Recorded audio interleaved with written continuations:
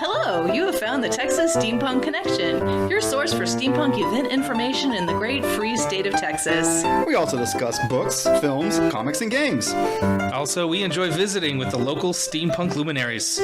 I'm Flavio. I'm Erica. And I'm Thax, your hosts. Thank you for tuning in, and now on to the episode.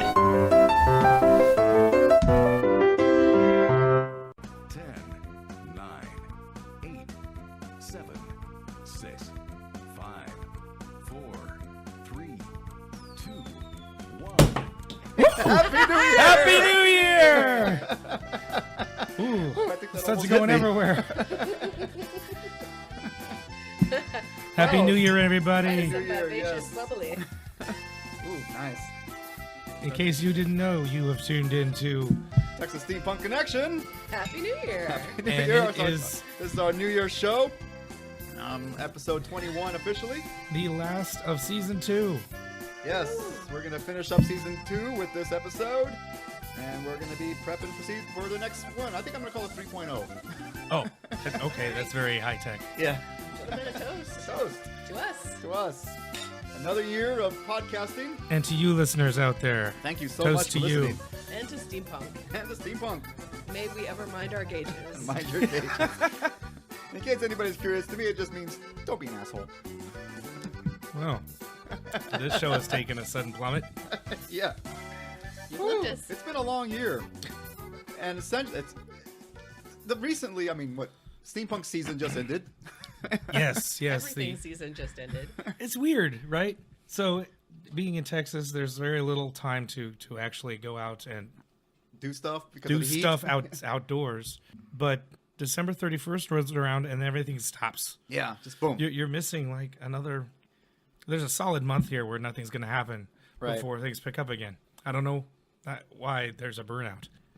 But Holidays. Yeah, the holidays. Like I said, I call it steampunk season Traveling. because we did like 4 or 5 things of steampunk stuff in this last couple of in a month. Or you know? we should have. Yeah. Well, I did. I went to. Well, yeah, we went to Dickens on a Strand, Dickens on Main, Steampunk November. Yeah, that was awesome.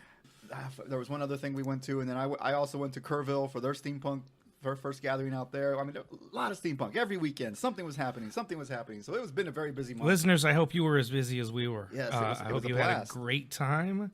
Let's continue to have a great time. Yeah, I'm gonna miss it, man. we need more stuff. Yeah, This kind of it's stuff true. needs to go every year. Come on, once a month, at least once a month, at least. So I mean, okay.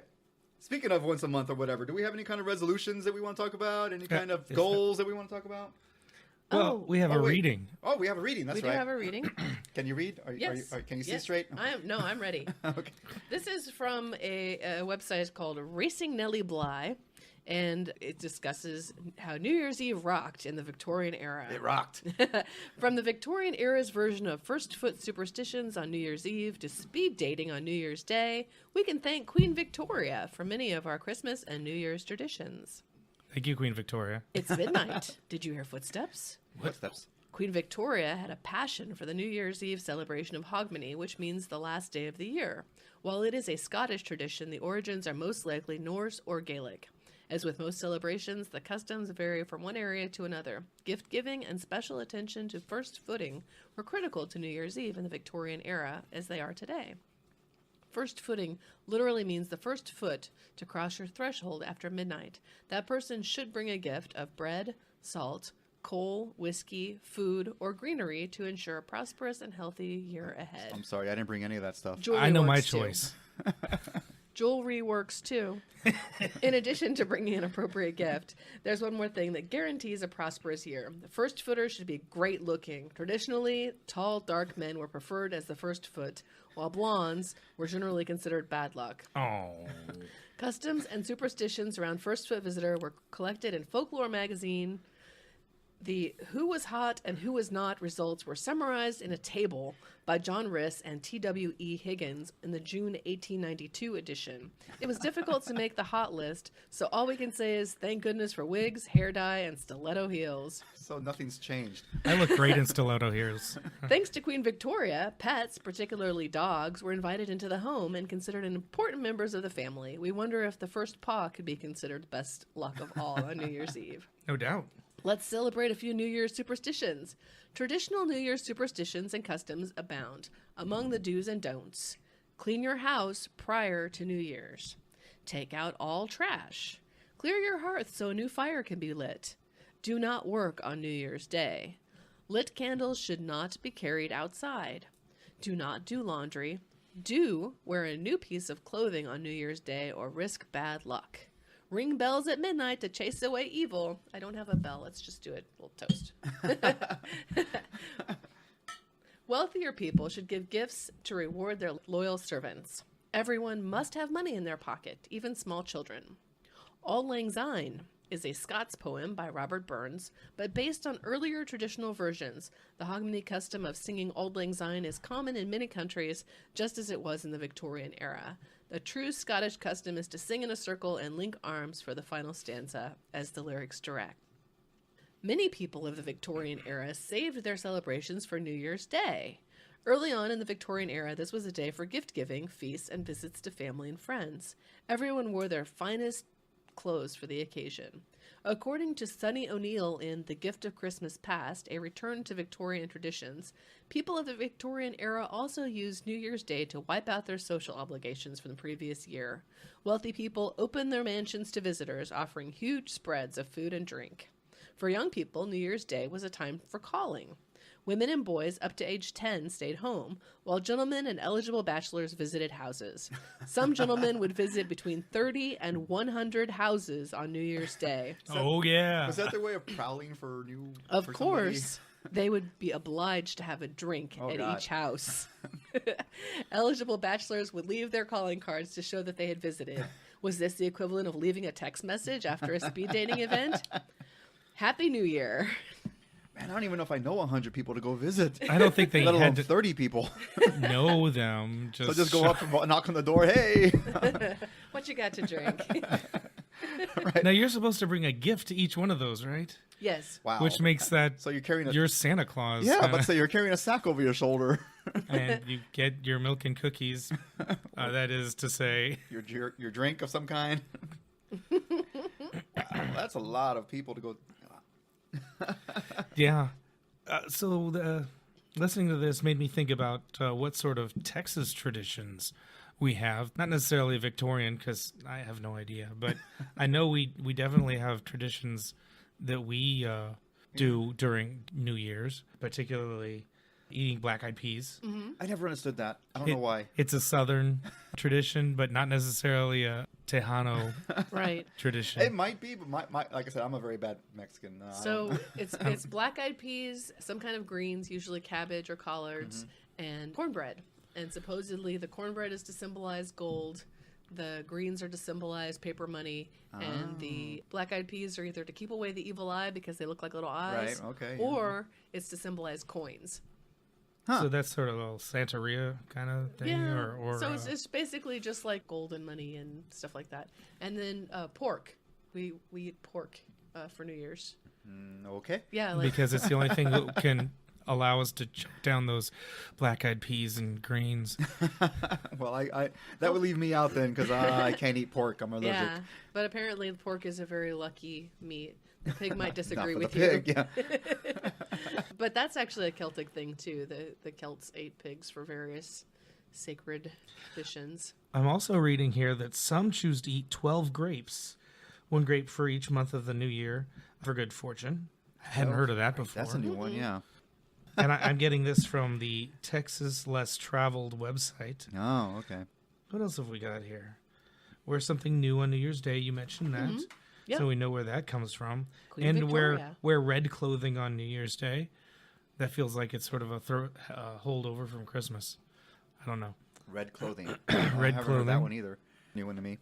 your leftover Santa bits. I'm assuming like maybe the fireworks is like a spin-off of the ring the bell to scare away evil spirits kind of thing. Well, and red make scares loud away noises. fairies. Yeah. Fairies do not like the color red. And neither do gypsies. What about the red hats? Aren't they a fairy? Yeah, I think we're getting into the weeds there. Red caps are not something you want. Yeah, no, they're not nice. I know what they are, and I know why their hats are red. But right. Distraction. Kissing under or kissing at midnight. I think everybody Is that the speed dating part? Here does that. Here If I being in the can. U.S. Come here, Schnuckles. Oh. Y'all need a moment. Money in your pockets. We talked about that. Doors and windows should be left open at midnight to let the old year out. It is butt cold. You can forget that. This year was. This year. Yeah. It's not usually. It snows. It's snowing. We got two snows in a season this year. That was crazy. Well, it was snowing earlier today. Yeah, it's not New about Year's. 10 p.m. on New Year's Eve. Yep. In Texas. That's First, unusual. I think I can't recall the last time I did that. Let alone snowing twice in a year. What else? Pantry stocked with food. You talked about that. The first words you hear in the minutes of the new year will set the pace for the entire year. That seems sort of That's kind of tricky. like the first person to come into your house. This is very a bunch of that magical realism. Yeah. And a baby born on New Year's Day has good luck for the rest of their life, except for their birthday, which they have to share with Christmas, and that blows. Right. Yeah, nobody will come to your birthday party. It's New Year's Eve. We've got other plans. Sorry, Right. buddy. Yeah, we got a New Year's Eve party to go to. Yeah, can you imagine trying to throw a kid party on New Year's Eve? Oh, no. Oh, forget it. Oh, Unless this you're one's volunteering to interesting. babysit other people's kids. That way your kid can have their friends over or something. I don't know. That sounds awful. Here's one for you, Flavio. What's that? Poultry should never be eaten January 1st. Oh, man. Poultry scratch for their food. So those who eat poultry will scratch for their food all year. Oh, man. That's what I've been doing wrong. Damn it. So that's very interesting. Oh, wow. Is there anything in there about resolutions or whatnot? I didn't look for I it, don't but know where the tradition of resolutions comes from. It's like trying to make a clean slate or, starting off a new thing. Right. I guess, kind of thing. Yeah, just the whole have clean clothes and have a clean hearth and take out all your garbage. Take out your garbage. Yeah. Which should be done normally anyway, I Yeah, think. you would think. Especially if you're having company over. Sure. okay, let's hit up Wikipedia. The New Year's resolution is a tradition, but most common in the Western Hemisphere. Also found in the Eastern Hemisphere, in which a person resolves to change an undesired trait or behavior Almost to the same, accomplish a personal goal or otherwise improve their life. With religious origins in with the Babylonians, I thought you were going to say Baptist. made Holy crap. promises to their gods at the start of each year that they would return borrowed objects and pay their debts. The Romans began each year making promises to god Janus. Janus, doesn't he? January. I was like, isn't that a money market fund manager company? I think so. In the medieval era, the knights took the peacock vow at the end of the Christmas season of each year to reaffirm their commitment to chivalry. And at watch night services, many Christians prepare for the year ahead by praying and making these resolutions. That's interesting. Yeah, So that goes back much farther than the Victorian era. definitely. Yes. But it's tradition. No. Should we do that? I think We we're gonna should. do that. We Make should. resolutions? Let I'm me not real really quick sure about- apologize here. I have been sick Yeah. for the last week. It is flu season, and I picked a short straw, so I sound a little messy. But we're carrying on. Yes, continue. So, in the New Year tradition of gift, just wanted to say our friend Jim Condit Yeah. gave us several bags of goodies. Oh yes, that are- yes. So we wanted to give a big shout out to Jim. Shout Thank out you to so Jim much. for your Thank you, Jim. spring cleaning and He gave me this really cool hat, as well as a bag of stuff and boxes of stuff. all so kinds much of goodies. All stuff. kinds of stuff. There's a lot of cool stuff in there. Unfortunately, it's because he's moving out of state. He doesn't want to take it with him. But we'll be That's how sad to see things him go. go. Very much. But thank yeah. you for your stuff. He's also handing out bottles of wine with each With thing of each stuff. purchase. Wait, I mean, If you agree to go get a bag of stuff, he will give you a bottle of wine to take home. or if you just show up, I think. Yeah, If you just show up, he'll maybe. give you a bottle of wine. He's trying to divest. I think he did say something about having a going away party where the rest of the wine that's left over will be drunk. Now that we know about it, yes, it will. As well as his well-stocked liquor cabinet that I saw. We will take care of that for you. No problem. Jim, I've seen pictures of your house. It is fantastic. It is a very nice house. That's going to be hard to walk away from. It would be for me, anyway. Is it on the market? Maybe? Maybe.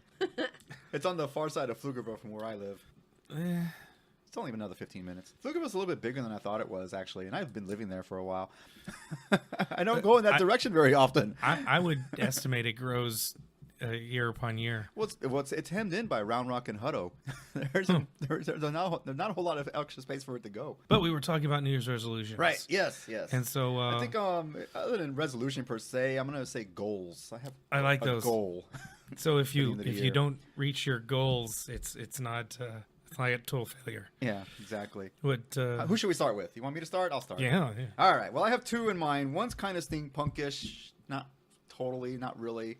I want to get another tattoo. Whoa. But I want to get a steampunk type tattoo. Type of tattoo. I have a couple of ideas of what I want. One of them's pretty simple. You know, I'm a Taurus. I want to, the astrological signs that they have. And, the Taurus is like a circle with the horns, whatever. I want okay. That I kind of want like a steampunk version of that, maybe. Oh, so you're looking for an artist? Yes.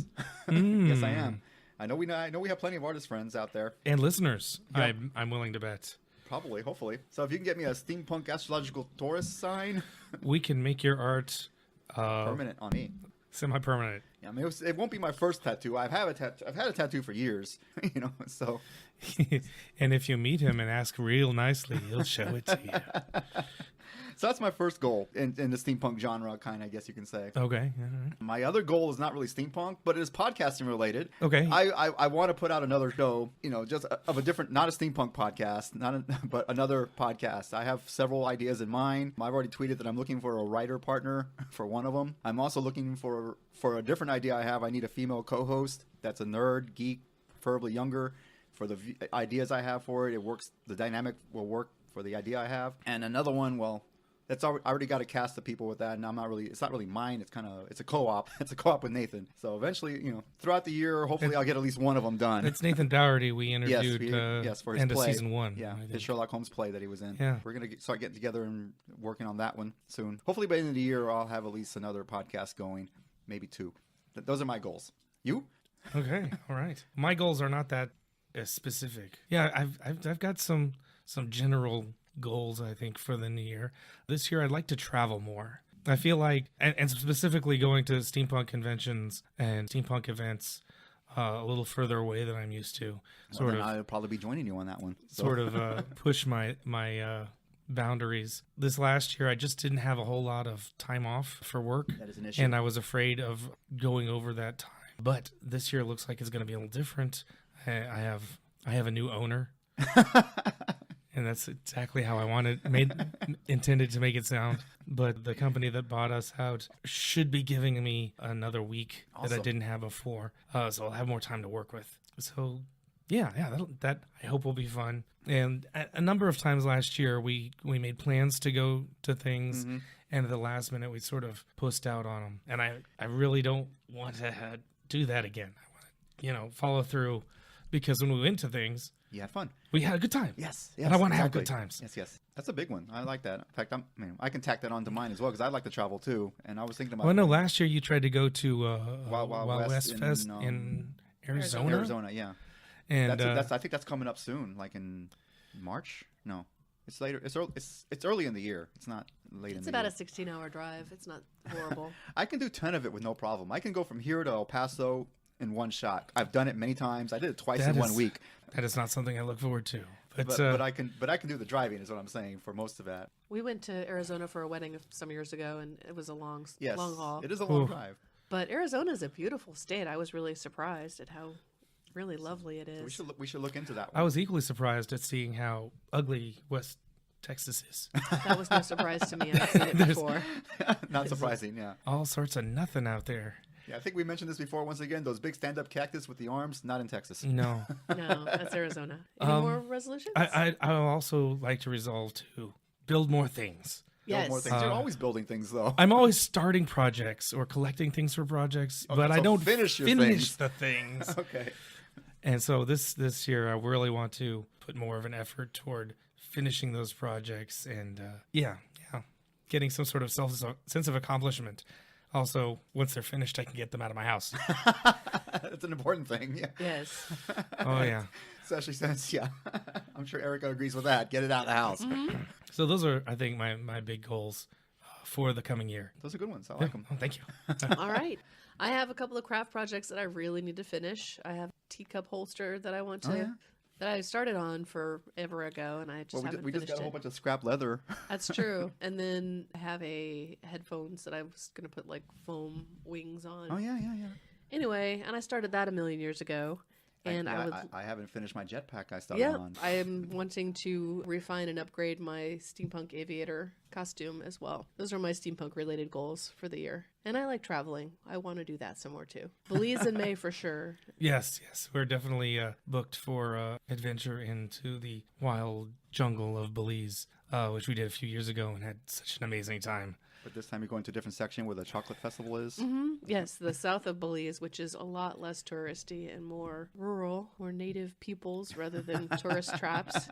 So that should be nice. I mean, Key Cocker, I will never be able to say enough good things about Key Cocker. It's a great place. It's the island of misfit toys. It's so awesome. But yeah, I don't think that it's really representative of the country as a whole. So those are our goals, I think. Awesome. And what else? Yeah, so feel free to talk to us on Facebook and let us know what your goals were or are going to be for the year. Oh, I should mention this. We have a Twitter account now. Oh, hooray. You can tweet at us. I don't quite understand Twitter as much still. I don't understand Twitter either. Send us your twats. It's basically, it's Oh dear. I put it on our Facebook page, the what our Twitter handle is, but it's basically, it's TX Steampunk Connection. So it's not completely Texas, it's TX. And they assigned this other thing to me, which I don't know where it came from, but it's at TX Steam Connect 1. I don't know why. What the heck? It just popped. It just assigned it to me arbitrarily, I guess. But if The they're other gonna, one was too long. if they're gonna put the at on there, it's at TX Steam Connect 1. All right. So I don't know what the difference is between the two, but I called it TX Steampunk Connection, and then it gave me this other thing on there. Although I'm sure you can find us. All right. We'll figure out how to work it into our bigger process. Exactly. Cool. Yeah. We should probably make a goal to put these episodes out more on time every 2 weeks. I'm not really sure what our schedule is anymore. It's every 2 weeks. I don't know if it's going to be a Wednesday or Tuesday or what, but it's whenever I can get it edited is when it is. That's when Okay. it happens, Yeah, you we know? need to make a commitment to being more consistent with our recording and releasing of the Texas Steampunk Connection podcast because I know our listeners are out there just waiting, pining It's away. like, why? Where are you? Yes. Sorry, guys. We'll try to be better at it. Like I think, for instance, we are a little bit behind on this one. Just a Just little. barely, but it's okay. By the time I get it out, it'll be late. Life gets in the way, holidays, all that kind of stuff. It's okay. So when you're listening to this, you can open another bottle of champagne. Yeah, there you go. And pretend that it's New Year's. Again. Hooray. Hey. Woo. All right. I'm looking at the Twitter feed, and there's some stuff going on, but I don't know what, there's like threads and this and that and comments here. I don't understand any of it. I think somebody's talking to me. I don't know. Under the notification. I don't know. It's all confusing, but I'll figure it out. Unless somebody wants to help me with it. Give me a tutorial. I don't know. What next? What do we got going now? What's next on our Should we talk about docket. upcomings or should we talk about what we've been up to? The latest thing we've been up to, we saw a movie. Yes. Yeah. Wolverine sings. No. No? Well, kind of. I mean, I guess. Wolverine the musical? No. That was Les Mis. Oh. They weren't very happy people. Wolverine and the crying children. No. No. Okay. Well, they could have been mutants in this movie. I mean, We went to see The Greatest Showman, yes. which is not about Wolverine. No, it's Hugh Jackman, right? Yeah. Yes, the all singing, all dancing Hugh Jackman, who is a really good dancer and an okay singer. I wonder did they auto-tune him, do you think? No, I Yes. think he's. Well, they might not Perhaps a have little. auto-tuned him, but I think they auto-tuned a lot of the other singers. It kind of sounded like it with all the note bending. Yeah. Either that or that's just how people sing these days. I don't really know. So overall, the movie was okay. It wasn't terrible. Okay, But at it this wasn't point, we need to. fantastic. Let's start with All right. Let's start with saying there's going to be spoilers. If you are holding out to see this movie and you don't want it completely spoiled for you, this next section is not for you. On the other hand, it is a musical. There are no big surprises. Everything happens exactly the way you expect it to happen. It's a musical. Right. And oh, what a terrible musical it is. Here we go. Okay. I hate musicals anyway, so I'll just put that in as a caveat. I hate musicals. I loathe musicals. Yes, it was funny. Every time they start singing, I can even hear two seats away, "Oh God," or saying something like that, or "Not again," or Scrunching down in my seat, putting my fingers over my ears. It was egregious. Now, it didn't help that the music itself wasn't all that great. No, it was... I mean, it was... Okay, I guess before anybody, it's a story about P.T. Barnum. When Okay, he created I guess we're jumping ahead of He ourselves. created the circus. P.T. Barnum, the greatest Showman. of the greatest show on earth. It was his origin story, if he was an Essentially. X-Man. And there's questions as to whether this is in any way historically how accurate. close it was to accuracy, yeah. It's like he grew up poor, he married into a rich family, and he wanted to prove himself. In the movie, yeah, this is what happened in the movie. He married into a rich family.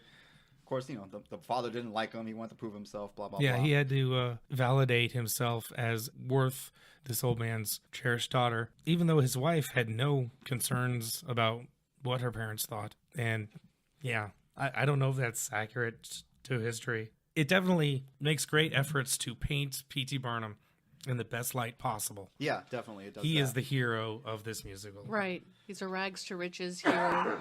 He meets these oddities and treats them with respect and tells them that, other people might think that you're ugly, but they don't see in you what I see in you. You are amazing, blah, blah, blah. And yeah, so He might have said those things. He might have said those things, but they play him up as being very egalitarian and very, if you've got a talent, I want to display it for all the world to see and appreciate. But I'm not really sure that History does not paint him in such a light. No. No. No. P.T. Barnum is generally considered to be an exploiter of the oddities.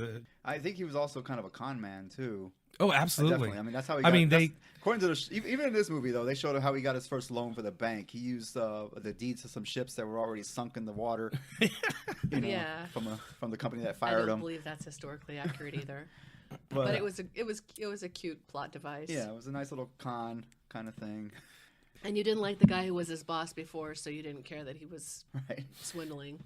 Which seems unfair. I mean, you know nothing about his boss before except he had a villainous mustache and he didn't care about P.T. Barnum's great ideas because everybody just got sacked. Yeah. I mean, you know what?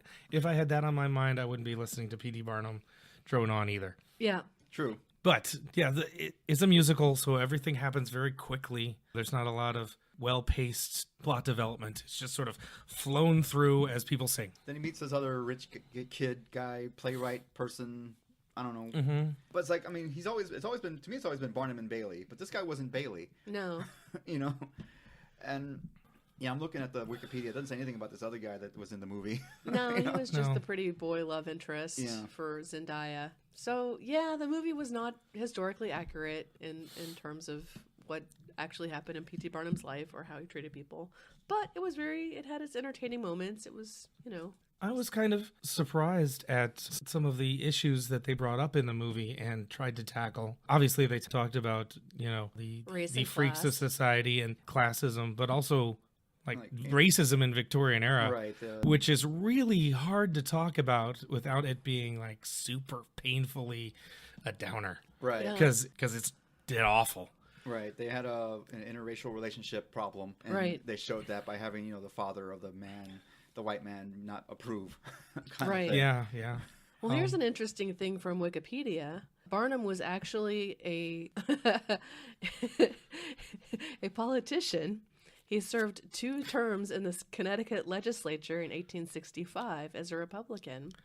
And Professional flimflammer. when they ratified the 13th Amendment regarding slavery and African American suffrage, Barnum spoke out before the legislature and said, and this is a real quote, he really said this, "A human soul that God has created and Christ died for is not to be trifled with. It may tenant the body of a Chinaman, a Turk, an Arab, or a Hottentot. It is still an immortal spirit."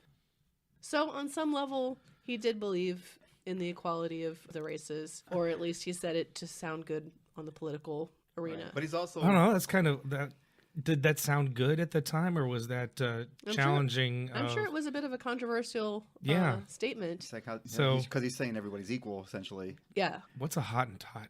I don't know. But he's also been widely but erroneously credited with coining the phrase, "There's a sucker born every minute." Yeah, say that. yeah, Well, I'm saying he's been erroneously credited. Right. right. Yeah, the quotes that I've read of his sound generally more, like you say, egalitarian. He talked a good game, but apparently he was rather exploitive of his talent. Well, he did run a circus. Right. And they struggled, or they established that struggle, I think, between wanting to be egalitarian and wanting to Make money and make be accepted. himself Yeah. as upper class. And in order to do that, he had to sort of shun the same people who were bringing him up. I thought that tension was really good in Yeah. the movie, and I didn't know how they were going to treat that or if they were going to ignore it. So I thought there were some good things about this movie. The cinematography I thought was fantastic. There was a lot of. It was very pretty. Yeah. A lot of it. really, really great The shots. sets and the costumes were really great. They were fantastic. They were very atmospheric. I'm not sure how historically accurate some of the theatrical gowns were, No, but no, not a chance. the street costumes looked really good Yeah. and seemed really accurate. And they actually used color, which you don't think of when you think of Victorian times. Yeah, everything You was think very of- colorful. You think of the, sepia tone, black and gray and brown and all that. But they, it's historically correct that Victorians actually loved color because that was a time of the Industrial Revolution when chemical dyes were becoming more readily available. Right. And the green one made you go crazy. Yeah. But so people were like, this is cool. We can dye our clothes all these amazing colors and we can wear hot pink and bright purple and orange and green. And yeah, so that was. Well, there was at least one point in the movie where Flavio went, "Oh, I want that hat." Yeah, it was a nice maroonish color hat. It was nice. I liked. Yeah, I think you should get that. And I thought the choreography was great. There was a lot of, I thought, good dancing. Yeah. For no reason. It's a musical. The reason is it's a musical.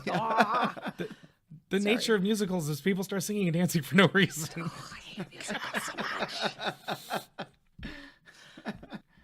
What else good can we talk about? I don't want to pop claws into people. I want to dance. One of the things great. they did not talk about was the abuse of animals and poor Yeah. treatment of animals. I think that was just probably They had CGI elephants They- and they a couple did. lions that I saw to jump through fire hoops. those poor CGI lions. Hey, they didn't catch on fire.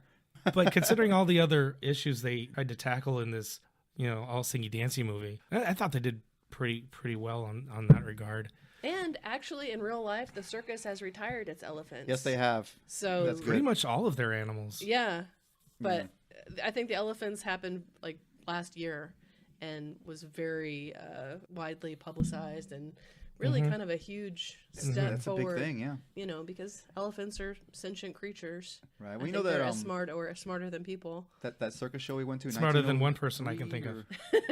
True. That stage circus show that we saw in 1903 where they had Uh-huh. the giant puppet elephant. That was awesome. Yeah, yeah, It was a puppet, but it looked real enough. Oh, it was amazing. yeah. If you're in Las Vegas, go see that show. We saw it when it was still traveling, but I Yeah, it think was here in Austin. Yeah, we saw it. they're just in Las Vegas now. Yeah. Yeah, definitely worth seeing. And like Cirque du Soleil is a show that I really enjoy, and there's no animals in that at all. It's puppetry and acrobatics. Lots of acrobatics. And and it can be argued that some of these people are from countries where people are exploited and Yeah. not treated fairly and But not paid yeah. well. But When it comes to exploiting animals versus exploiting ugly people, Did you say ugly I'm people? ugly people. Ugly people. aw. Well, the Beautiful people exploit themselves. Who cares about them? I don't know. Some of those Circus LA people are pretty beautiful. Yeah, very Yes. athletic. But yeah, I mean, a person at least has some agency in saying, I'm gonna okay, I don't do like this, the way yeah. I'm being treated. Maybe I can find some other options. But animals do not have that. Right. So if I have to draw a line, But they're, Yeah. they're people with talent and they're performing stuff and they're being I guess I'm assuming they're getting paid. Yes, You know? and they're getting to travel. around the like with world. me, I work and I travel and I get paid and sometimes I feel like I'm being exploited with the shit they had me do for work, Yeah, and I'm just a normal everyday American, So I guess we can all have that feeling sometimes. exactly, So yeah, So, We've gone off a little. Yeah, a little bit. Oh yeah, okay. Sorry. So this the movie, it was very pretty. It was very pretty. I didn't care for the musical part of it. I didn't like the singing at all. I didn't like. They used all modern music, even when Jenny Lind was singing so modern. opera. Yeah, the opera singer was not singing opera. No, she was singing some pop ditty that was really obnoxious. Something wasn't enough. Yeah, it's never enough. It was for all me. very, very modern, and just not very good. It all Right. it all sounded the same. It all kind of sounded Yeah, Which isn't necessarily bad. a lot. You know, of, there are other musicals that they have this one piece of music they continue to use the same regurgitate sort of in theme. different. Right. But this one never had any hook Yeah. that we wanted to hear again. Right. Like Moulin Rouge. This movie reminded me in some places of Moulin Rouge, at least visually. Okay, With yeah, the musical I can see numbers that. and the dancing and stuff. But Moulin Rouge used kind of cabaret adaptations of modern music. Yeah, they did it really well. And there were some songs that would come up during certain times when the main couple is having a problem or they're loving each other or whatever. There's like major and minor key variations of the same song to sort of bring the audience into, oh, this is about them. This is a Right. little... Oh, you ever seen Across the Universe? No. Not yet. Beatles. It's all Beatles covers. Basically, I Want to Hold Your Hand is a lesbian unrequited love song Okay. in that one. All right. Aw. And so every time they look at each other, you can sort of hear some variation of I Want to Hold Your Hand playing in the background, or they sing a few notes of the song to each other or whatever. And it's very sweet. But this didn't really have that. I mean, I think there were songs that kept coming back, but they sounded so much like all of the other songs that you couldn't really pick Right. them out. Like what you said in Moulin Rouge, they were sort of adapted to a cabaret style that sort of anchored it into the time period. Yeah, like this the- had nothing like that. Yeah, well, it's it like- was just modern. Just music, just Dull song, music. sing. Yeah, is this A what lot we're of trying to get? We're trying to get our auto-tune. our feelings across, but Auto-tune, vocal fry, and that little bendy note at the end where you kind of go, woo, woo. yeah, And a lot of that. Oh, Yeah. I hate that so much. So much. Kind of girl pop singer. I don't know. It was Although I mean, obnoxious. I guess the only music that I really kind of liked was when the entire circus group were singing in the ring and dancing. That wasn't the best song either, but it was better than all the others, I think, in the movie. Well, and I think it was better because there was something to look at. Yeah, they were singing it. They were dancing as Yeah. a troupe and doing their whole act thing. Yeah, it was really. And honestly, as far as singers go, I think the bearded lady had a better voice than Jenny Lind. Agreed. Yeah. She had And she just more soul, which is a she had vocal more style more that I depth and more character that you kind of apply to her singing when you're listening. I found that I was interested in the plot of the movie up until The Greatest Showman. Hugh Jackman. Hugh Jackman got rich and moved into that mansion. He stopped being like a struggling businessman and became a rich industrialist. Like, oh, I don't care about you anymore. I want to see more about. Right now, you're just the the- man. You're the man. I wanted to see more of the characters that you've hired that work in the circus. I was intrigued by those albino women. There's like a good 24 people performing in there that I know nothing about that are probably way more interesting than that boob at this point. And they had very little screen time, even Yeah. for the ones that they did show. The acrobat woman, who the other guy fell in love with. I mean, she was on screen, but not that often, really. You don't know anything about And the her Tom Thumb backstory. character, the little guy, the little man, Mhm. you know, the big 500-pound man, and you know, and the bearded lady. Those are the only ones that actually had any kind of lines, and they didn't really do a whole lot in the movie. They weren't on the screen very often, really. And the movie makes such an effort to sell you on why the circus is good. And it worked. Because then I wanted to see more of the circus. But you don't get to see that. Right. It did. Yeah, It did not it's focus on the just circus at all, Hugh really. Jackman being a jerk. And then there was this Hugh Jerkman. And then there was the side plot where he takes Jenny Lind on a tour of the United States because he, in the movie, he thinks of the circus as sort of being trickery and kind of a con. Hoaxes, yeah. Yeah, but he wants to be like a legitimate theatrical producer or whatever. So he brings in Jenny Lind, whom he meets at Queen Victoria's court, and She's a famous opera singer in Europe. yeah, So, The most famous European opera singer, right. presumably. In Europe at the time. right. And then he brings her to the Americas and takes her on this tour, and she tries to seduce him, and he says, "Oh no, thank you." And so she quits. And so But in that the doesn't. movie, But she you read that quits. doesn't happen in real life. No, you read in that. real yeah. life, that did not happen. She went on with the tour and then toured herself. Right? In the movie, she quits halfway through the tour, leaves him broke and penniless. Yeah, because because he invested so much in this tour, and he had to make a certain number of shows before he would even make any money. So he comes home. just in time for a circus to be burning down. Right. Timing. It's all in the timing. Yeah, I think this was all for theatrical effect. Right. But Erica, you looked it up afterwards, thanks to Wikipedia. Right. And what did you find? I found that Jenny Lind actually completed her tour. She had actually retired from opera before she met Hugh Jackman, P.T. Barnum. So it was a real new opportunity for her. Right. She had a vocal injury early on in her career, and she was sort of healed and brought back to snuff by her tutor and her singing teacher. So she only did 2 seasons in London, and then she retired from opera at age 29. And that was before coming to the U.S. Right. And then that was in like the 1840s. So 1850, she meets P.T. Barnum and comes to the United States. She gave 93 concerts for him. That's a lot of concerts. 93. So she certainly did not dump out, leave halfway through the show. Right, exactly. And that was over the course of like a year.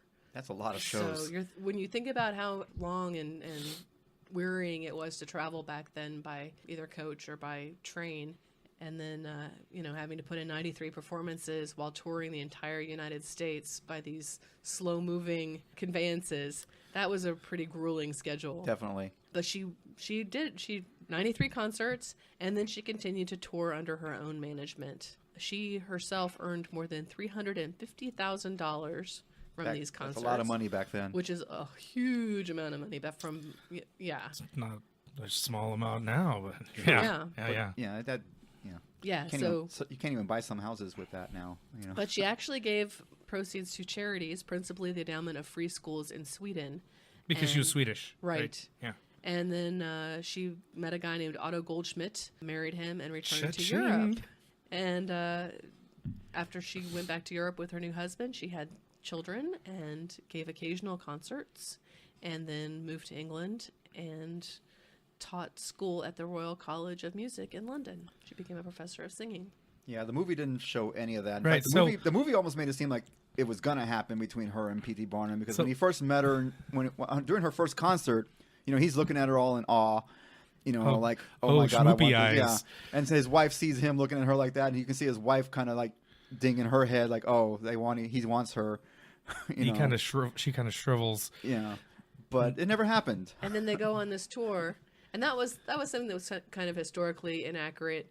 He comes into her hotel suite, and she's wearing her pajamas, basically her night, her negligee, and she hands him a flute of champagne, and they're toasting her success. And I'm thinking to myself, in Victorian times, even in the United States, which were considerably more permissive, that doesn't happen. You would not, a married man would not have walked in and spent any amount of time with a young woman in her nothing. Yeah. You know what? Today, considering what has transpired over the course of last year, that shouldn't happen anymore either. Now, I don't know of a single intelligent man who would walk into that room. It's like, nope. Yeah. Nope. Okay, words of the wise, fellas. If a woman who you are not involved with, not engaged to, not married to, and she has, and definitely she has no interest in you, is lounging around in her nightie and offers you champagne, just walk the other way. Just go. Or know what you're walking into. Exactly. I mean, I'm not trying to cock block or anything, but if it's consenting, if every party's consenting, that's okay. Consent is the word. Walking in is giving your consent. This might be dangerous later. So Jenny Lind had some quote about champagne, which I can't remember off the top of my head. But in the movie, they're drinking champagne to toast her first successful concert, and she says something like, "Oh, no proper story ever begins with champagne," or something like that. Or unlimited champagne always leads to interesting stories. Or I don't remember what she said exactly. But danger, Will Robinson, danger. It was foreshadowing, I tell you. And you assumed, Erica, that when they're sitting in that room with her in her negligee, they were already the doing movie code for, they're stupping. Yeah. Right. So it was very odd to me that he rejected her at that point, because I thought to myself, what are they doing in there? What is he doing in the room with her drinking champagne when she's in her negligee. In her déshabillé. So, overall, in real life, not a good compared movie. compared to the movie, Jenny Lind was not picked up by Barnum or P.T. Barnum at the height of her career. Her career had ended, and he Yes. basically restarted it in the U.S. in real life. Yes. Yes, she was very famous, she was very acclaimed, but she had retired from opera and was only doing, small singing engagements. But by moving to the U.S. with P.T. Barnum, he kickstarted a whole new career that did Right. extremely well for her, Yes. which is interesting, not like the movie. Mm-hmm. Secondly, P.T. Barnum did not have a tryst or It is not recorded in Any anything kind that I of- have read that P.T. Barnum and Jenny Lind did the nasty.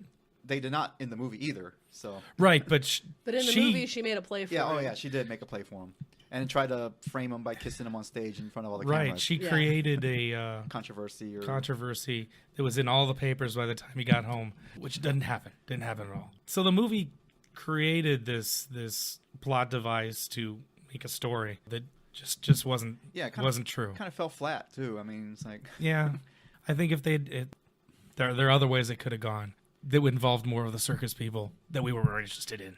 definitely. Still beautiful movie to see. Right. If you like Terrible Moulin movie to Rouge, listen to. you will probably enjoy The Greatest Showman because it's got the same kind of visual Moulin elements. Rouge is well, visually yes, but Right. yeah, not music wise. No. Yeah, if you wanted to like take all of the musical numbers from The Greatest Showman and edit them together with some really kick-ass music instead of that would be all right. That'd be a nice music video. Yeah, I think it would have been better if they had just instead of writing new songs. I guess I'm pretty sure these are all new songs for the Right. movie. It might have been better if they had just done what they did with Moulin Rouge and used Well, existing songs and I don't have adapted a them problem with new songs if they if were they're good songs. if they were developed in the style of the time. Oh, or, okay. Give me some sort of a grounding in the into Victorian period. Yeah, hook into the plot in some way, not just be, oh, this is the soundtrack by the latest pop diva Right. so-and-so that you've never heard of or whatever. Or insert generic love song here. Yeah. Yeah, I think maybe Zendaya is a pop star of some sort. I'm not really sure. I don't know. I've only seen her her name in other movie credits. Okay, well, maybe that's what she does. I was under no the idea. impression that maybe she was some sort of musical personage. What was that comic book movie we watched? It's not a Marvel movie. That's not a Marvel movie. Right, with the space people from France. Oh, Valerian. Yeah, Valerian. Okay. Valerian. That funny blue girl. That was not Zendaya. No, is it not? No. No, You are confusing your I am young confusing myself. actresses. That was. They all look alike to me. I don't know. Oh my God. That No, actor one of will them get was in so much blue. The other trouble. one had pink hair. No. Yeah. Oh. No, the girl in Valerian was Rihanna. I thought.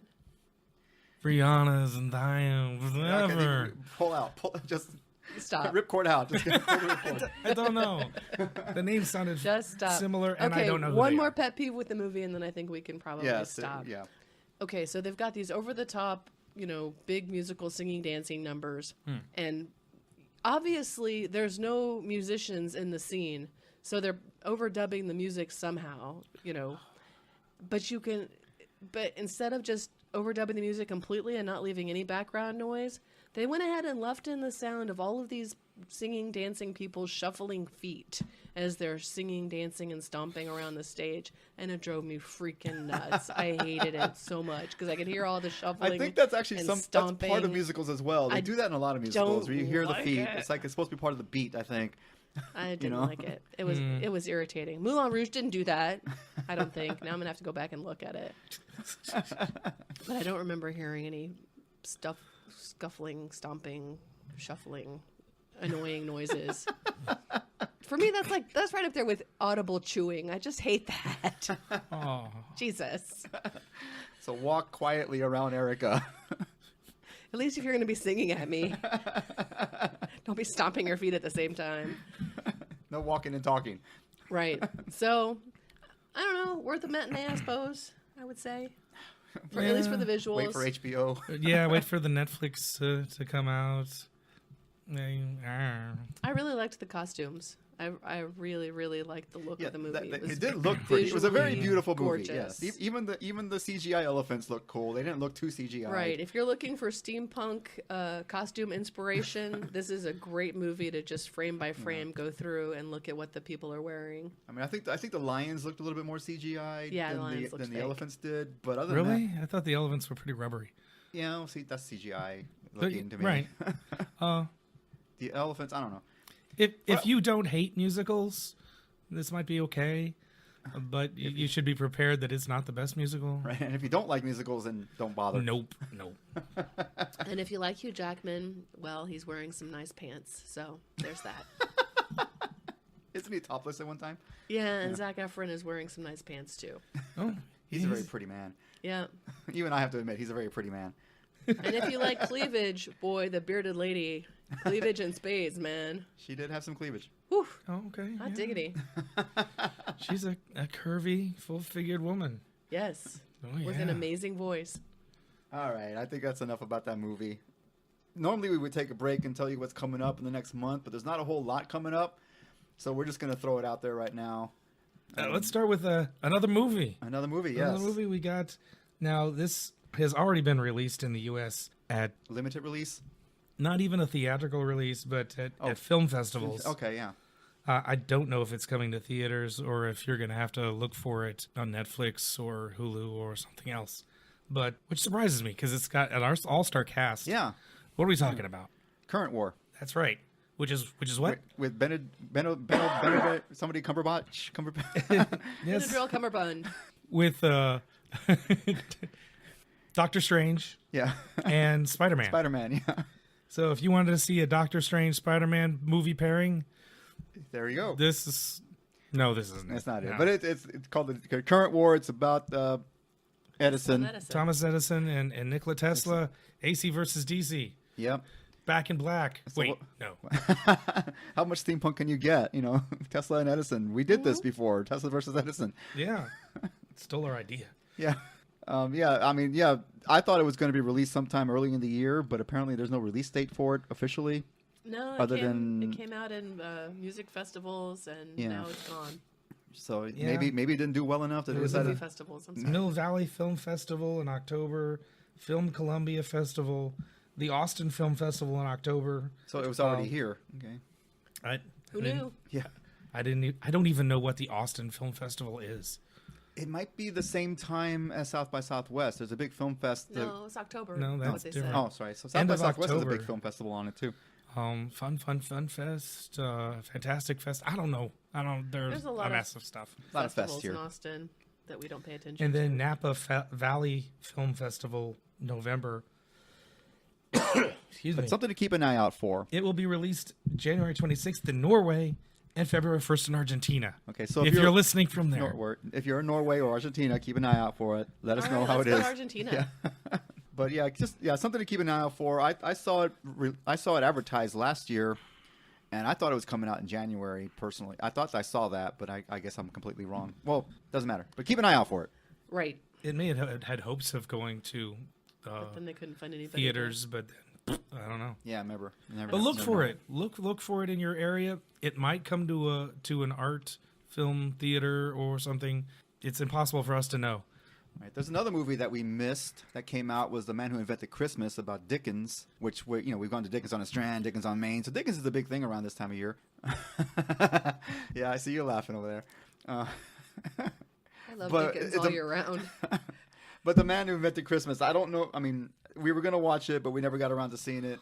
So keep an eye out for that on Netflix or whatever. To let us know what you think. We'll try to watch it again. We'll find it eventually Yeah. and do a review in the middle of summer when Christmas has. Passed, but still. All right. The next thing I see is not until January 26th. I'm sorry. What is that? The Menardi Gras at the Menard House in Galveston. Oh, okay. Yeah. If you're in touch at all with the Galveston Historical Society, they are having a Mardi Gras party on January 26th at the historical Menard Mansion. It is a beautiful house, definitely worth checking out. This particular party is a beginning to celebrate Mardi Gras at the site of the island's first celebration of the annual fest in 1853.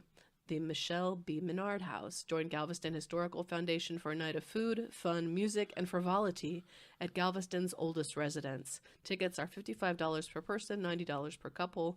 Include access to beverages, heavy hors d'oeuvres, and a live New Orleans brass band. Tickets are limited and advance reservation is required. So if you can make it down to Galveston for Mardi Gras, that would be a wonderful way to start the Mardi Gras season. You know, I bet Mardi Gras on the Strand is probably pretty cool too. Mm-hmm. I've never done that, but Neither have I. But that's kind of it's bound to be a little bit more interesting than 6th Street Mardi Gras. That's just crazy shit down there. Too crowded and people everywhere. I'd be willing to look into that. Yeah. Although isn't that the same weekend as the Sovereign Scrolls? Oh, or no, it's not. No, that's the next event. January 20th, if you're into live action role playing, the Colleen Sovereign Scrolls Steampunk LARP group is having their second episode. They're calling it The Cult of the Bear Fights the Ancient Evil. Are we the ancient evil? I hope so. The tribes of the North ignored the protectorates most of the time. They considered the soft cities weak places full of sheep. But when a great magical evil awakens beneath the ice, the tribes call on the protectorate through treaty and pact. This is a one-day event for the Sovereign Scrolls LARP system. The cost to play is $10, and players receive 1 build. New players receive double build. Heroes wanted, apply within. Now, build means experience points for after the game to build your character later. Right. For the next game. Right. I did not know that the first time we went out there, but I know that Like, now. where's my build? Yeah. Oh. It's like, what do Here you you mean go. by build? Yeah. But now I know that means experience points to put towards your character for the next game. And we had a really good time the last time. Yeah, Nerf guns. Yeah, Nerf guns. It was fairly low key. You know, we were just, meeting these people for the first time. And they were nice people? They're really, really nice, very welcoming folks. And we'd love to see, more steampunks come out. Definitely. It is a fantasy genre that is sort of moving into the steampunk scene. So Flavio and I were really the only ones dressed in we were top hats. Mm-hmm. They liked us, though. They liked our outfits. And we need more of that. Come out. Bring some guns. I don't know what I'm going to try to think of something unusual to do during the event that isn't just Walk up and shoot somebody. Shoot monsters, get gold. Not that there's anything wrong with that. But it'll be fun. Especially if you are in the Colleen area. I know there's the Central Texas Steampunk community out there. Come play. Right, it's Come- right in your come have some backyard. fun. Yeah, and if you're not a combatant, if you don't want to run around swinging swords or shooting guns, they have stuff to do for non-combatants as well.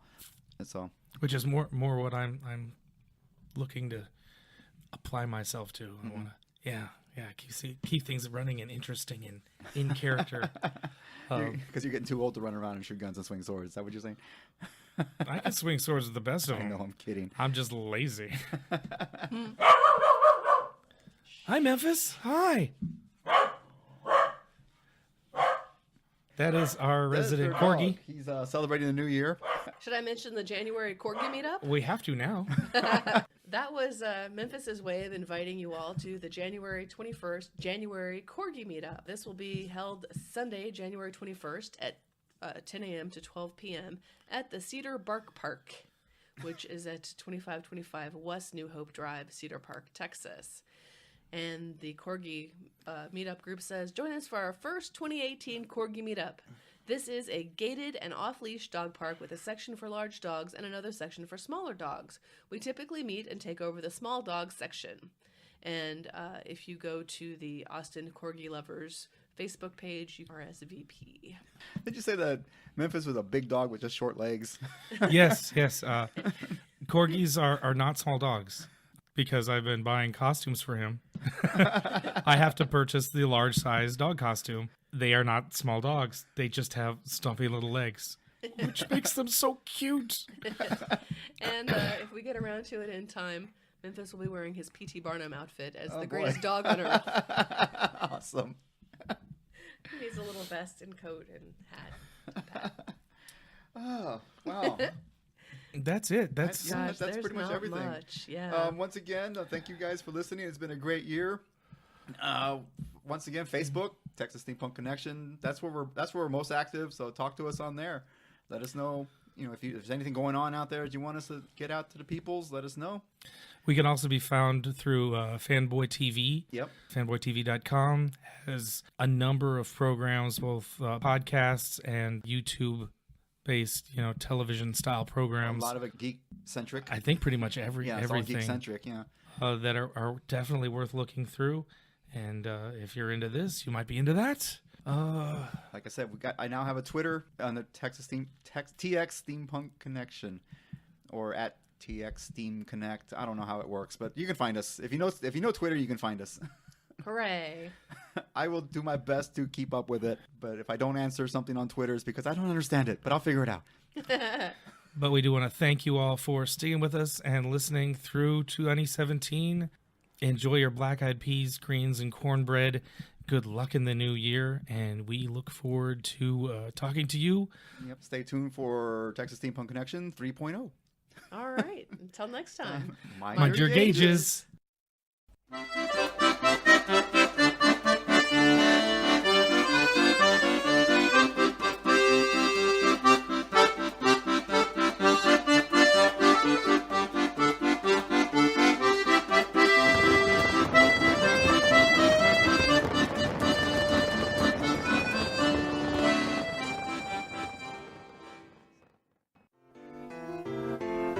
Thanks for listening.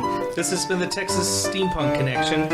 Opening music was The Texas Steer Rag by George Botsford, recorded in 1909. Please like us on Facebook at Texas Steampunk Connection. Where you will find the links to all the topics we talked about in this episode. Until next time, Mind your gauges.